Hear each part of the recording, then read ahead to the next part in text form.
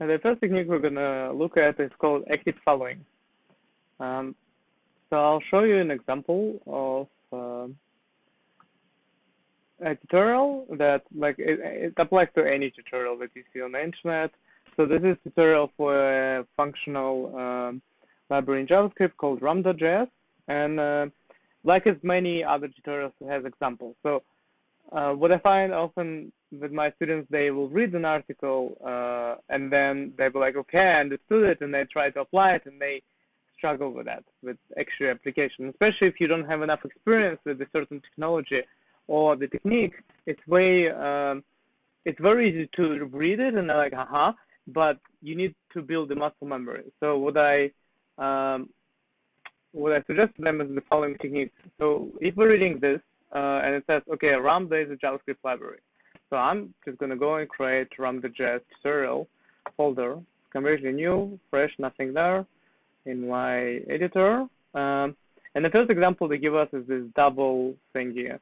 So because I just created a new project, I need to do yarn init first, which just initializes the package, and then add a ram.js there. And I think it is Ramda. So all these questions like, oh, how do I use it locally? They will come at this stage, and you need to figure them out. So looks like that did work. So let me try to do a simple example JS, and I'm going to try to do this function. So I'm trying exactly what they're doing for now, and I'm just checking what, even if it's like I know what this thing is going to do.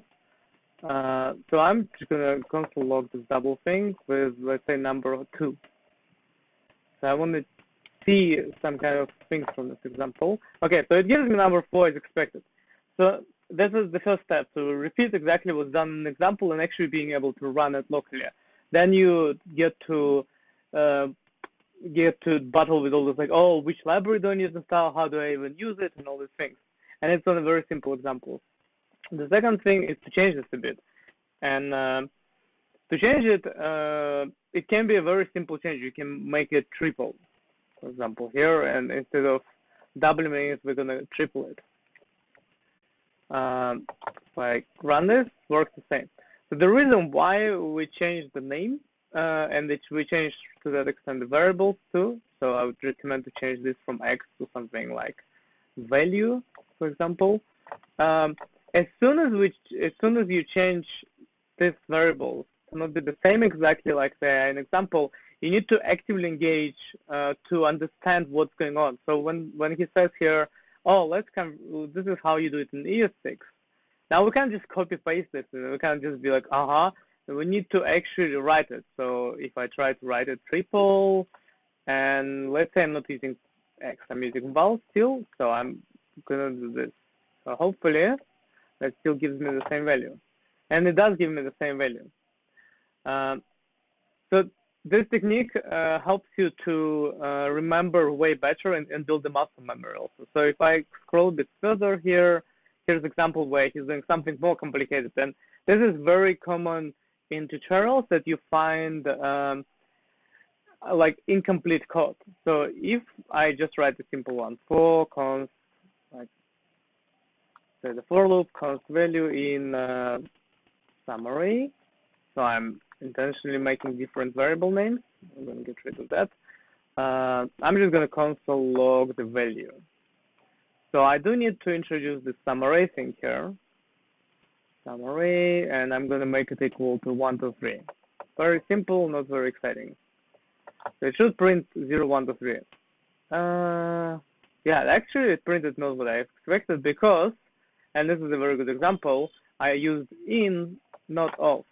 Now it prints 1, 2, 3. So even in a simple example, you can make the silly mistakes, which just practicing it will help you to eliminate going forward.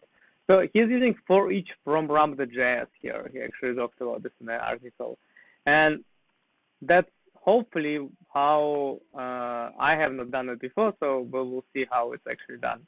So hopefully this is how I require for each from ram.js, and you would need to figure those things out when you're writing for any tutorial. And again, he's using value there. I'm going to use X just to be different. And if I keep just typing from the left, so you notice when your brain does not engage, I try to run this, it tells me my array is not defined.